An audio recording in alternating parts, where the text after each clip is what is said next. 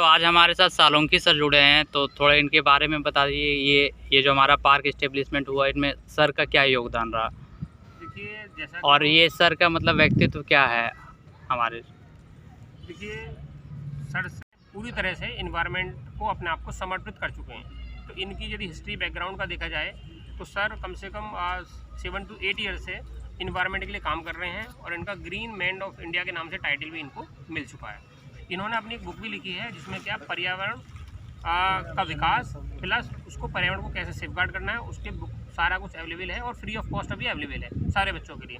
दूसरा क्या है, सर ने इस पार्क को डेवलप करने के लिए बहुत ज़्यादा ध्यान दिया है। सर सुबह शाम इसकी केयर करते हैं और यहाँ पर जहाँ जितने भी आप प्लांट देख रहे हैं इसमें मोस्टली 40% जो प्लांट हैं वो सर ने ही लगाए हैं। 40% या टोटली सर ने 90% प्लांट दो तीन पौधा बस इसमें जो इसके लगे हुए हैं तुम्हारे क्या वेलस्टोनिया के, यानी सिर्फ ये एक डंडी जो यहाँ आप देख रहे हो ना, एक डंडी भी सारी सब डंडी का हाथ लगाइए, सब परवारिश करिए रोजाना में अपने आप कर रहा है। ये जितने भी इन मेन रोड पे मार्केटन पे तो देखिए इस प्लांट इस पूरे पार्क बारात घर में तुम जाओगे ना, बेसिकली डेवलप करने का जो श्रेय है सोलंकी सर को जाता है और सोलंकी सर ने इस पार्क को डेवलप करने के लिए बहुत ज़्यादा काम किया है।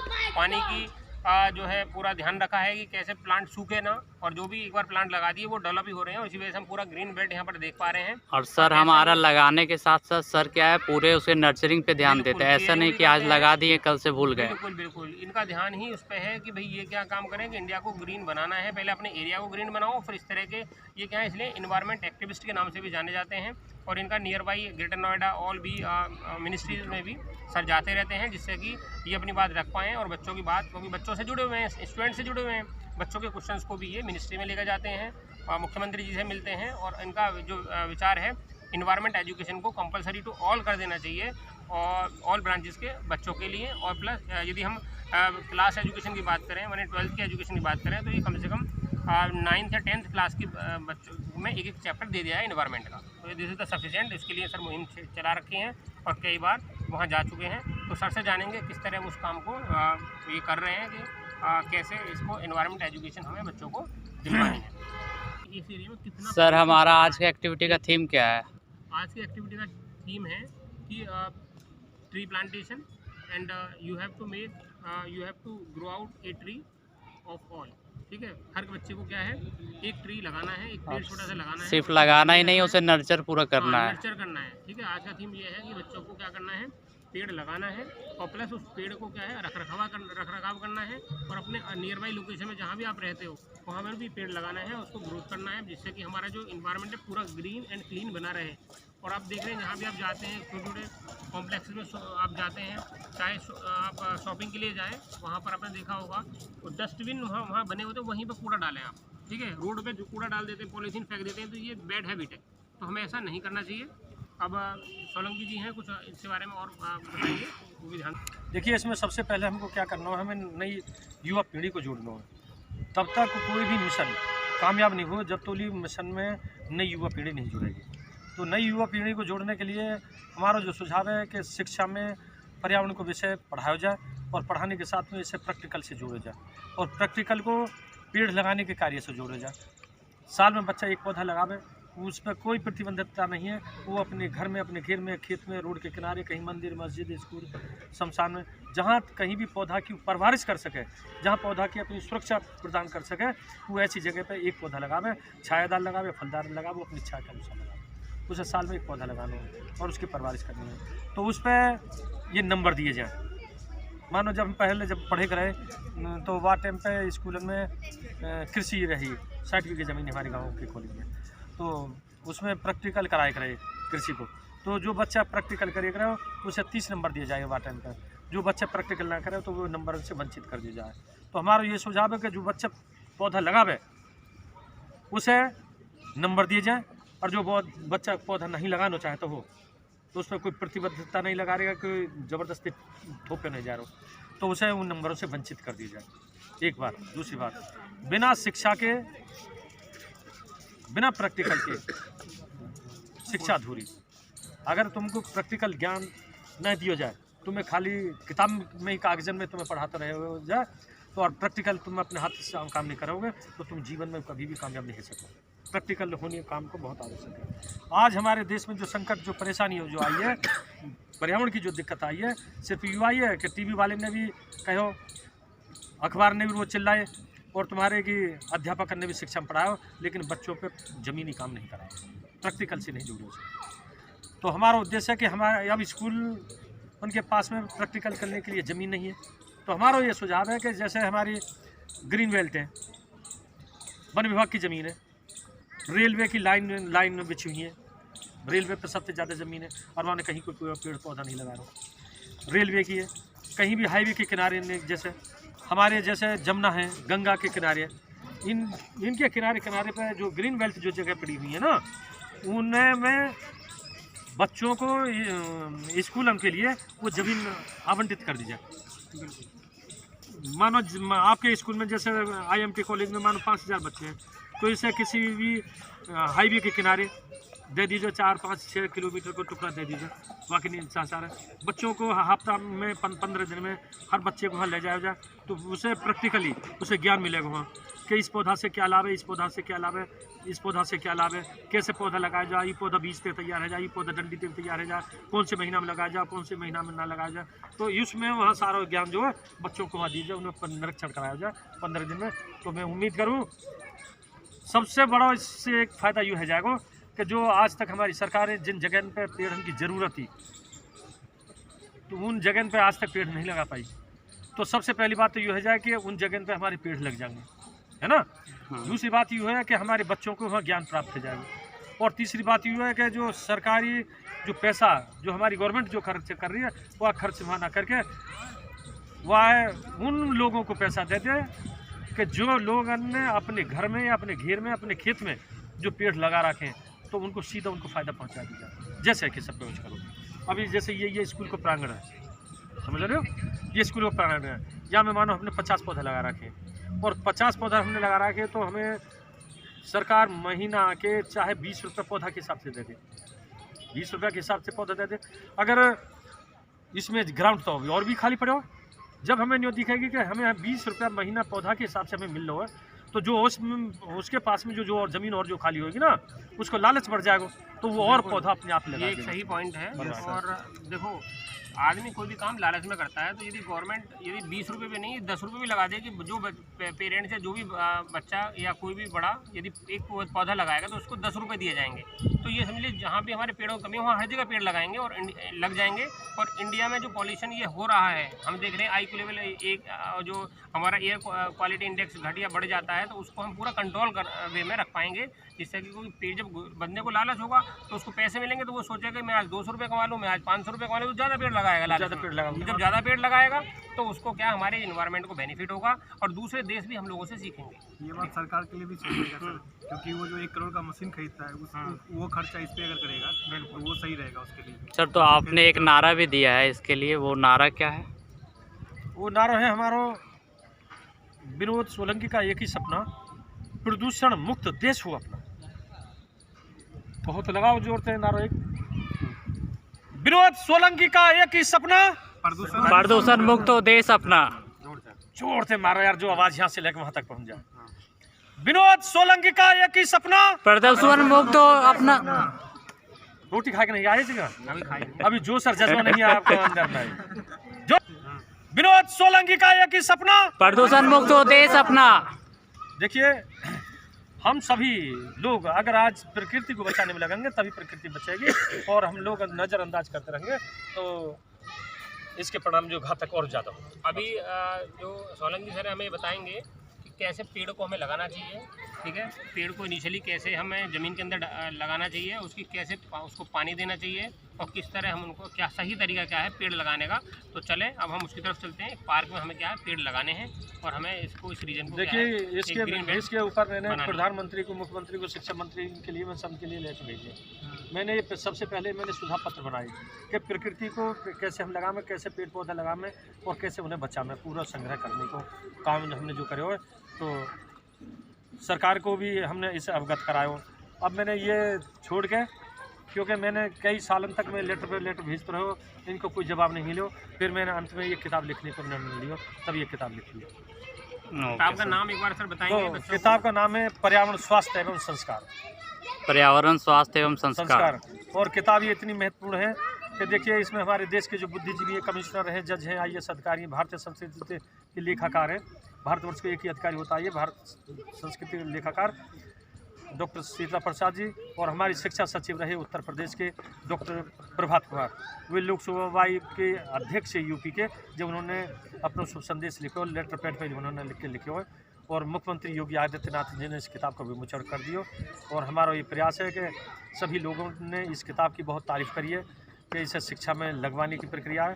डॉक्टर प्रभात जी ने तो मासा में बताऊँ आपको 2 बार ये किताब पढ़ी है। बिल्कुल उन्होंने 2 बार पढ़ी है। हैं जब उन्होंने ये शुभ संदेश लिखे हो तब उन्होंने पूरी किताब पढ़ी 8 दिन में, जब मुझे जवाब दिया। और फिर उन्होंने जब मुख्यमंत्री जी ने इसको विमोचन कर दिया तब उन्होंने गिफ्ट करके आए हो, तो उन्होंने दोबारा इस किताब को पढ़े हो, और पढ़ने के बाद में उन्होंने एक एक वहाँ पे मार्क कर दियो कि कौन सा चैप्टर कौन सी कक्षा में कहाँ लगेगा। तो ये किताब बहुत महत्वपूर्ण है। अगर जिस किसी को भी मानो पढ़नी हो तो मैं PDF है मेरे पास में, आप PDF ले लो, मैं साहब को भेज दूँगा, इनसे आप PDF ले, अपने यार को, रिश्तेदार को, अपने जानने वाले को, सब उनको उस PDF को पहुंचाओ, ताकि लोगों को ज़्यादा से ज़्यादा उसको लाभ उठा सकें और काम कर सकें। ठीक है, जो किताब है वो आप लोगों को सर्कुलेट कर दी जाएगी। ठीक है, आप भी लोगों को पढ़ें, और जो दूसरे लोग हैं जिनको पर्यावरण के बारे में जानकारी नहीं है उनको भी सर्कुलेट करें। सर तो वो सीखें। इस सेशन के लिंक में वो ऐड कर दिया जाएगा उस बुक का, हाँ बुक कहाँ सॉफ्ट कॉपी ऐड कर दिया जाएगा, वो कोई भी आदमी एक्सेस कर सकता है उसे। बिल्कुल बिल्कुल।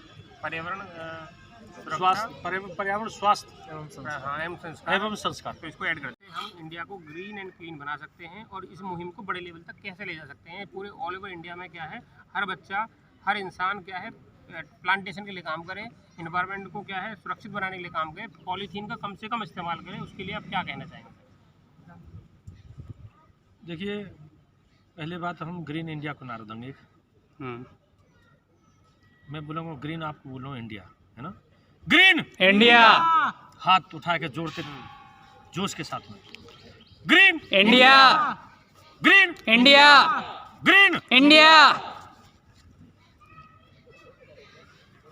इसके साथ साथ में हम आज जो समस्या पूरे देश और पूरी दुनिया में बनी हुई है कि हम पेड़ पौधों के प्रति जागरूक कम है, जबकि पेड़ पौधा हमारे जीवन में सबसे अहम है।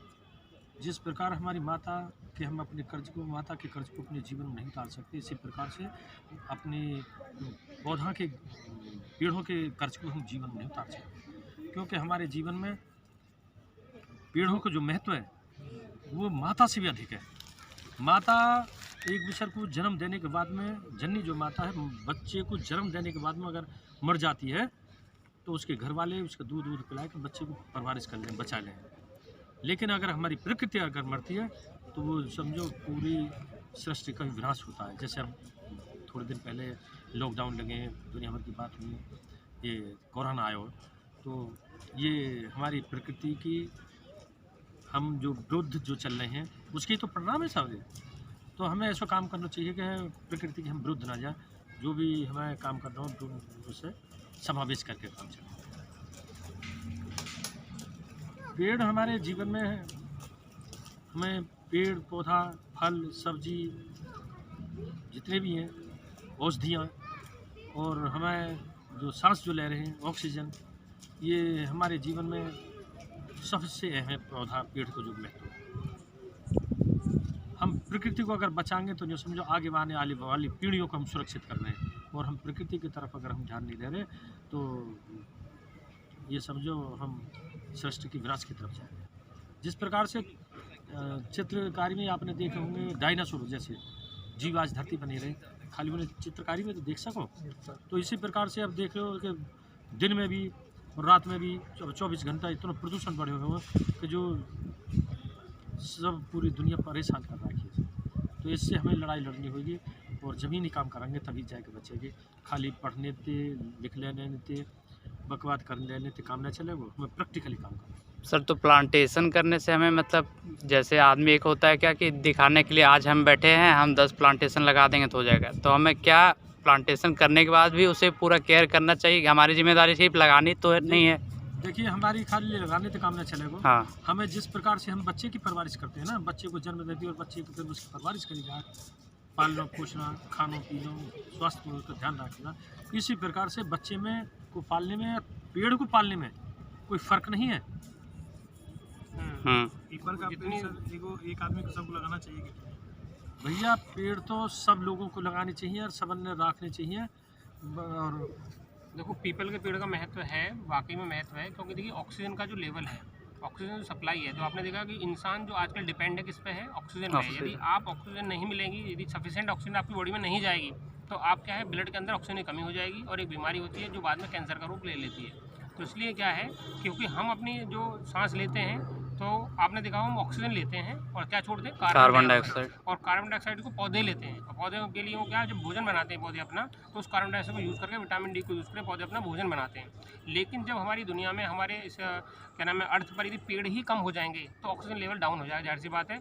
और ऑक्सीजन लेवल डाउन होने से पूरा जो हमारा वर्ल्ड है उस पर इफेक्ट पड़ेगा। और आप क्या चाहे चीज़ कोई खाने की हो, पीने की हो, हर चीज़ क्या है, पौधों से जुड़ी हुई है। हम कोई भी दवाई बनाते हैं वो भी पेड़ों से ही बनाते हैं, केमिकल को समझ के। और पहले जो दवाइयाँ, आयुर्वेदिक दवाइयाँ चलती थी, आज भी लोग दवाई यूज़ करते हैं, देसी दवाई यूज़ करते हैं, ये बहुत कारगर है। क्योंकि पहले, आज से 3000 साल पहले आप चले जाइए, तो पहले कोई भी एक तरह की इंग्लिश मेडिसिन नहीं आती थी। तो पहले जो राजा महाराजा होते थे या कुछ जो ऋषि मुनि होते थे, उन्हीं पे हम लोग डिपेंड रहते थे। और वही ऋषि मुनि क्या है, हम लोगों के लिए कोई भी सॉल्यूशन बनाते थे। किसी को आपने देखा होगा, लड़ाइयाँ होती थी, महाभारत की लड़ाई होगी, रामायण की लड़ाई होगी, उनमें जो घायल होते थे सैनिक, उनको भी सही करने के लिए हम लोग कोई कुछ यूज़ करते थे, जड़ी बूटी को ही लाते थे, और उस जड़ी बूटी से ठीक भी हो जाते थे। तो ऐसा नहीं है कि हमें क्या है, उस दौरान क्या है, इंडस्ट्रियलाइजेशन इतना ज़्यादा नहीं था, लेकिन आज इंडस्ट्रियलाइजेशन बहुत ज़्यादा बढ़ गया है। उसकी वजह से हमने पेड़ों को काटा है, और काट के क्या है, नए पेड़ नहीं लगाए हैं। जबकि हमें जिस एरिया से पेड़ काटे, यदि हम एक पेड़ काट रहे हैं तो कम से कम 5 पेड़ वहाँ पर लगाने चाहिए, क्योंकि पेड़ों को ग्रोथ होने में टाइम लगता है, ठीक है। और हमें एक इंसान को, जहाँ भी इंसान रहता है, चाहे वो अपने घर पर ही रहे, देखिए पेड़ लगाने का ये नहीं कि आप पार्क में कहीं भी पार्क लगा सकते हैं। अब देखिए जापान में क्या होता है, आपको बताऊँ, जापान में आप देखेंगे कि वहाँ पर जो कोई भी घर है, उसकी छतों पर क्या है, प्लांटेशन होता है। तो क्या करते हैं कि पाइप ले लेते हैं, छोटे पाइप होते हैं, बड़े तो उसको प्लास्टिक के पाइप ले लो, उसमें छोटी सी क्या है, जो है आप क्या डालें, खाद डालें, और उसके अंदर छोटे छोटे होल्स बना दें पाइप के अंदर, वहाँ पर छोटे छोटे पेड़ लगा सकते हैं। आप घर की जो सब्जियाँ हैं उनको भी उगा सकते हैं। कौन कौन सी सब्जियाँ उगा सकते हैं वहाँ पर? हाँ बिल्कुल। तो वो एक तरह की क्या है, एक फार्मिंग हो जाएगी। और उसमें बेसिकली फ़ायदा क्या होगा कि हम चाहे देखिए, चाहे खीरा हो, तोरई हो, लौकी हो, इनकी सब्जी वहाँ लगा सकते हैं। दूसरा, आप फ्रूट्स भी लगा सकते हो। आपने देखा होगा कि हम वाटरमेलन यूज़ करते हैं, है ना, उसको भी आप लगा सकते हो। तो ये ऐसी हैं जिनकी जो जड़ होती है, रूट्स होती है, ज़्यादा लंबी नहीं होती। तो हमें क्या, छोटे से एरिया में हम लगा सकते हैं। और घर के छतों के ऊपर भी हम ये लगा सकते हैं, है ना। छतों के ऊपर भी आप मटेरियल लगाइए, पहले उसकी प्रूफिंग कर दीजिए, है ना, क्या है, वाटर प्रूफिंग कर दीजिए छत की। उसके बाद क्या है, छोटा सा आप क्या करें, ये आता है मार्केट के अंदर, खाद यूज़ कर सकते हैं, फर्टिलाइजर आ जाता है डाल के, और वहाँ पर भी आप अपनी जो डेली नीड्स की चीज़ें उनको वहाँ उगा सकते हैं। सर। तो आज के समय में जो हमारा एयर पॉल्यूशन और जितना भी पॉल्यूशन बन रहा है, तो पेड़ लगाने से हमारा इफेक्टिव इससे मतलब पॉल्यूशन पे क्या कंट्रोल पड़ सकता है? देखिए, यदि हम देखा जाए, आपने देखा होगा कि आजकल इंडिया के अंदर क्या है, जो गवर्नमेंट है, उन्होंने कुछ अच्छा काम किया है। उसमें क्या किया है इन्होंने, कि आपने देखा AQI एक होता है, AQI हाँ, air quality index. Quality index के इन्होंने क्या कहा है, स्क्रीन्स लगा दी हैं। Yes sir. पूरे इंडिया में और दिल्ली हर जगह हैं स्क्रीन्स। तो वहाँ पर ये चेक आउट करते हैं कि कितना AQ लेवल बढ़ रहा है या घट रहा है। यदि AQ लेवल बढ़ेगा तो हमारे लिए नुकसानदायक है, इंसान के लिए नुकसानदायक है। तो हमें क्या, उस एरिया में और प्लांटेशन करना चाहिए। तो हमें ये पता चल जाएगा कि कहाँ पर प्लांटेशन की ज़रूरत है, कहाँ पर ऑक्सीजन लेवल गिर रहा है। तो इससे फ़ायदा क्या होगा कि जब तक आदमी अच्छी सांस लेगा, माने अच्छे इन्वायरमेंट में रहेगा, वो हेल्दी भी रहेगा, फिट भी रहेगा, अपने काम को अच्छा कर भी पाएगा। इससे इंडिया की इकोनॉमी बढ़ेगी, क्योंकि जब आप फिट रहोगे, अच्छा काम करोगे। यदि फिट ही नहीं रहोगे तो आप काम नहीं कर पाओगे, काम नहीं करोगे तो इकोनॉमी डाउन हो जाएगी। तो इंडिया की इकोनॉमी को, GDP को हमें बढ़ाना है, तो हम यही करें। प्लांटेशन के साथ साथ क्या, अपनी हेल्थ पे भी ध्यान रखें। हेल्थ तभी अच्छी रहेगी जब प्लांट सर्वाइव करेंगे। तो this is the main fact. तो सर, अगर ऐसी बात है तो हम जितने भी लोग हैं दुनिया में, सबको ये सोच रखनी चाहिए कि प्लांटेशन करनी चाहिए। देखिए, हर जगह होता है प्लांटेशन। प्लांटेशन सिर्फ करनी नहीं चाहिए, उसकी हर कहीं, हर मुल्क में एनवायरनमेंट मिनिस्ट्री होती है और वो ये काम करती है। लेकिन फिर भी देखो, गवर्नमेंट अपने लेवल पर काम कर रही है, हमें इंसान को अपने लेवल पर काम करना है। हमें ये नहीं सोचना है कि ये गवर्नमेंट का काम है, ये जो गवर्नमेंट करेगी प्लांटेशन उसका काम है। रोड पर यदि गंदगी हो रही है तो हम लोगों ने फैलाई है। क्यों? आप यदि गाड़ी से जा रहे हो या तो वहाँ पर कुछ भी खाया आपने, रोड पर डाल दिया, तो this is the bad habit. हमें क्या है, गवर्नमेंट ने क्या काम करे, देखिए डिफरेंट तरह के डस्टबिन लगा दिए गए। ग्रीन डस्टबिन है कि सॉलिड, उसमें जो भी हमारा वेस्ट निकल रहा है वो किस में डालना है ना। घर का जो डोमेस्टिक वेस्ट है वो कहाँ डालना है, ठीक है। तो civil engineering point of view से आप लोगों के लिए सबसे बड़ा फ़ायदा क्या होता है कि आपने देखा होगा कि आप लोगों का एक सब्जेक्ट भी होता है इन्वायरमेंट इंजीनियरिंग, ठीक है, वो आप थर्ड ईयर में पढ़ोगे और जो थर्ड ईयर के हैं वो बच्चे जानते हैं, ठीक है। तो राकेश हमें बताएंगे, राकेश कहाँ है? हाँ, राकेश हमें बताएंगे कि कैसे इन्वायरमेंट इंजीनियरिंग जो सब्जेक्ट है वो इन्वायरमेंट के लिए बेनिफिट है और सिविल इंजीनियरिंग स्टूडेंट उससे कैसे फ़ायदा उठा सकते हैं सीख कर। सर, इन्वायरमेंट इंजीनियरिंग जो है हम लोग के लिए बहुत बेनिफिट है, क्योंकि हम लोग जो अभी पढ़ रहे हैं subject as a civil engineer, हम लोग कंस्ट्रक्शन करेंगे। कंस्ट्रक्शन करने के लिए तो हम लोग जितना पेड़ उड़ तो वो तो लैंड वो हटेगा ही, जितना भी पेड़ उड़ कटेगा ही, तो हम लोग जितना भी टेक्निकल नॉलेज तो ले ले रहे हैं, लेकिन इन्वायरमेंट को प्रोटेक्ट करना वो तो बहुत ज़रूरी है, क्योंकि जहाँ भी इंडस्ट्री बनेगा वो ज़रूर मतलब पेड़ जितना भी पेड़ उड़ है, ज़्यादातर इंडस्ट्री कहाँ बन रहा है जहाँ पेड़ जहाँ फॉरेस्ट हटाया जा रहा है। जैसे एग्जाम्पल ले लें IMT कॉलेज, अगर 20 साल 25 साल पहले हम लोग देखें या 30 साल पहले देखते हैं तो वहाँ पर पूरा फॉरेस्ट था, लेकिन जितना पेड़ पौधा सब हटाया गया, तो जहाँ जहाँ पर इंडस्ट्री या जो भी कुछ बिल्डिंग कंस्ट्रक्शन होंगे वो प्लांट सब हट जाएंगे, तो उसके कारण क्या होगा, क्या ऑक्सीजन लेवल घटते जाएगा वहाँ उस एरिया का। तो हम लोग को यही हम लोग बोलना चाहते हैं कि मतलब प्लांटेशन हम लोग को जो बहुत ज़रूरी है आज के समय में। ज़्यादातर हम लोग पेड़ पौधा लगाएं ताकि ऑक्सीजन लेवल बढ़े। हम लोग जानते हुए कार्बन डाइऑक्साइड वो कंज्यूम करती है, तो कार्बन डाइऑक्साइड वो लेंगे तो ऑक्सीजन वो छोड़ते हैं, वो हम लोग भी जानते हैं। क्या करेंगे वहाँ पर कि वहाँ आप देखिए इंडस्ट्री डेवलप करने के लिए एक ऐसा प्लेस देखा जाता है जहाँ पर क्या है कि वो इंडस्ट्री के लिए पूरा क्या है, एक तो रोड फैसिलिटी सही हो, और दूसरा वहाँ पर जो इंडस्ट्री पर जो वहाँ पर प्लांटेशन भी होना चाहिए, माने पेड़ पौधे भी होने चाहिए। लेकिन क्या है, जिस एरिया से हमने पेड़ों को काटा है, हम काटें ना पेड़ों को, यदि इंडस्ट्री सेटअप करनी है वहाँ पर एक ग्रीन बेल्ट सेटअप करें। हम उस पूरे एरिया को क्या है, अब ऐसी क्या है रोलर कन्वेयर सिस्टम आ गए हैं, तो रोबोटिक कंट्रोल से क्या होते हैं, छोटे छोटे रोड्स के साथ उसे उठा लेते हैं। पूरे एरिया को जितने एरिया में हमें कंपनी डालनी है, तो उस पूरे एरिया को क्या है 5 मीटर डेप्थ तक हम खोदेंगे और वहाँ से पूरी बेल्ट को शिफ्ट कर लेंगे, पूरी रोड को वहाँ से पूरी जो मिट्टी है वहाँ का पूरा स्ट्रक्चर के साथ उसको उठा लेंगे, उसको एक पॉइंट से दूसरे पॉइंट को शिफ्ट कर देंगे। तो उस ग्रीन बेल्ट को ऐसे एरिया में डाल दो जहाँ पर प्लांटेशन लगे हुए थे, ऐसे एरिया में डाल दो जहाँ पर प्लांट नहीं है, तो वहाँ पर भी ग्रीन बेल्ट सेटअप हो जाएगा। और क्या है कि हमारी इंडस्ट्री को भी दिक्कत नहीं है, तो जहाँ पर हमने इंडस्ट्री लगाई वो तो लगी गई, लेकिन वहाँ के जो पेड़ थे हमने दूसरे का शिफ्ट कर लिए, इससे हमने पेड़ों को काटा नहीं, उनको सेव किया। तो सर वो जो है जहाँ पे इंडस्ट्री सूखा हुआ है, जहाँ पे कुछ नहीं है, वहीं पे क्यों नहीं खोला जाता है इंडस्ट्रीज? देखो, इंडस्ट्रीज़ की जो डिमांड होती है इंडस्ट्री वहीं पे लगाई जाती है जहाँ पर हमें कमी हो। जैसे मान लीजिए हम यदि बात करें इंडिया के अंदर, अब जैसे हम अभी विजिट करके आए, कहाँ पर उसका नाम था, कंपनी का नाम क्या था, जो हमारे इकोटेक कंपनी थी, और वो क्या बना रही हैं, जो हमारे टॉयज कार्टून कंपनी है। तो वहाँ पर जो कंपनी बनी हुई है, तो वहाँ पर ये कंपनी क्यों आई, यहाँ पर ज़रूरत क्या थी इसकी? तो कंपनी की ज़रूरत क्या है, इंडिया के अंदर क्या है, कार्टून हम लोग बाहर से चाइना पर डिपेंड अभी भी, ठीक है, टॉयज़ वहीं से आते हैं, हम लोग खरीदते हैं, वो मार्केट में सप्लाई करते हैं। अब यहाँ के सप्लायर ने सोचा कि भाई हम खुद यहाँ अपने जनरेट करें, तो जनरेट करेंगे तो हमें दूसरे देश पर डिपेंड नहीं करना पड़ेगा, हम इंडिया की GDP बढ़ेगी इससे। हमारा ये पेड़ लगाने का प्रक्रिया स्टार्ट हो गया। आउटर कवर ऊपर से जाली वाला, ये एक्सहिबिशन हो रही है पेड़ लगाने के लिए।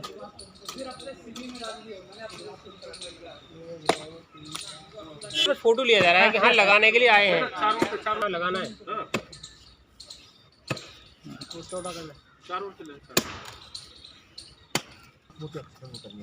तो फॉन्ट साइज बढ़ जाता है। हाँ, फॉन्ट साइज है फोटो ले लेना। अच्छा, पानी का भी तो लाना पड़ेगा। पानी तो हम पानी चल रहा है ना, पानी तो चल रहा पाइप में, साथ साथ पानी भी। अब हमारा प्लांटेशन हो रहा है। सर ये कौन सा पेड़ है सर? भाई लगाओ सर ये कौन सा पेड़ है?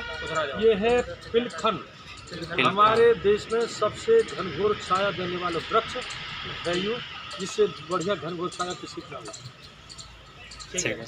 और सबसे ज़्यादा अंदर डालो, धीरे अंदर डालो।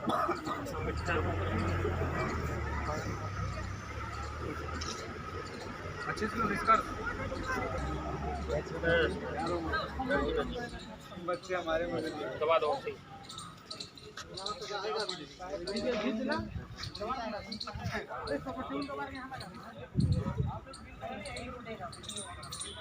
ये क्या क्या बोला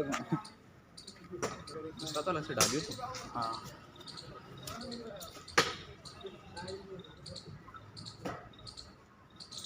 ये हमारा टाइट हो गया। ठीक है।